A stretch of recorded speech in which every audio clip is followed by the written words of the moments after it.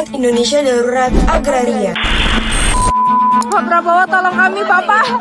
Bapak, tolong kami, Pak Prabowo. Kami tidak pernah mencuri hak siapapun, Bapak. Ini nggak tahu dipagar untuk apa, saya nggak paham ini. Di meja hijau kita buktikan. Pak Prabowo, tolong, Bapak. Rumah kita dihancurin, Bapak.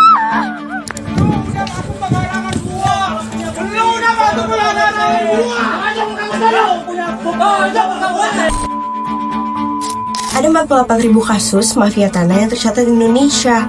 Ini yang tercatat loh ya. Coba bayangin deh kalau kasus perampasan tanah, pemalsuan sertifikat, SHM ganda, sampai praktek intimidasi kejadian di kamu atau di keluargamu. Mafia tanah. Masalah ini udah ngerugiin banyak orang di Indonesia. Fenomena ini udah pasti lah yang ngelibatin banyak pihak seperti broker tanah, pengacara, pejabat pemerintah, sampai aparat penegak hukum.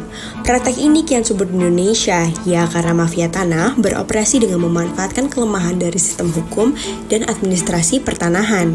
Mereka menggunakan berbagai metode mulai dari intimidasi fisik hingga manipulasi hukum, seperti memasukkan sertifikat tanah, mengubah batas-batas lahan, atau bahkan menjual satu properti kepada beberapa pembeli sekaligus. Mafia tanah nggak selalu berupa organisasi kriminal yang terstruktur rapi. Mereka lebih sering berupa ikatan yang melibatkan berbagai oknum dan saling bekerja sama untuk mencapai satu tujuan. Keberadaan mafia tanah di Indonesia ini mencerminkan kelemahan mendasar dalam tata kelola pertanahan dan penegakan hukum.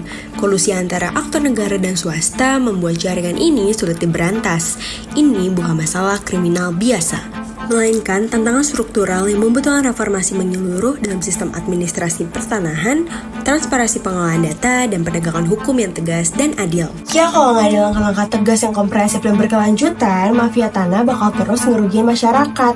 Apalagi untuk kelompok rentan, kayak petani kecil, orang tua, dan pemilik tanah tradisional. Dari yang mendasar aja deh, negara harusnya turun tangan untuk mengedukasi masyarakat tentang hak-hak mereka atas tanah. Dan proses pengurusan tanah harus dibuat lebih transparan, bukan malah dipersulit dan berujung pemerasan. Jargon keadilan agraria di Indonesia ya cuma omong-omong aja.